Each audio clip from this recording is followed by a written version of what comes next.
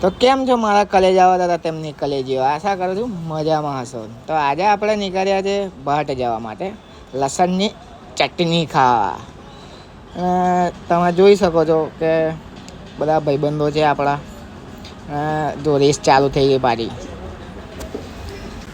Race પત્યા પછી ફટાફટ આપણે આવી ગયા છે પાવાગઢના રસ્તા પર.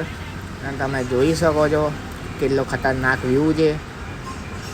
તો તમે વ્યૂનો આનંદ લો. બરાબર છે. જુઓ માહોલ દેખો એક બાર. માહોલનો મજા લેતા આપણે પહોંચી ગયા સીધા ભાટ. અને પછી બધું મંગાવી લીધું છે. તમે જુઓ છો લસણની ચટણી, રોટલા, ડુંગળી અને બધા ખાવામાં વ્યસ્ત છે અને ફફડાઈને ખાઈ રહ્યા છે. તો મળીએ ખાધા પછી. તો જમ્યા પછી હવે આપણે નીકળી ગયા છે પાછા ઘરે જવા માટે.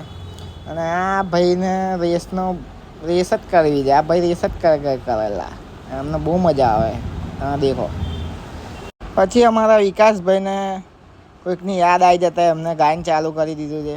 સેડ સોંગ વિકાસભાઈ ચાલુ કરી દીધા છે ને આપણે બી ગાવાનું ચાલુ કરી દીધું છે. અને પછી વિકાસભાઈ આપણું ફેવરેટ ગાનું વગાડી દીધું. તો પછી જો આપણે ગાવાનું ચાલુ કરી દીધું. કભી તન્હાઈ મેં કભી પુરવાઈ મેં હોતી થી રોજ મુલાકાતે. ફેવરેટ ગાયન વાગ્યા પછી બાપુનો ગોઠે ને બાપુએ પછી ગાયન ગા કર્યું ને ગાઈ ગયું આપણું ઘર. તો મળીએ આપણે બીજા મિની બ્લોગમાં. જોતા રહીજો.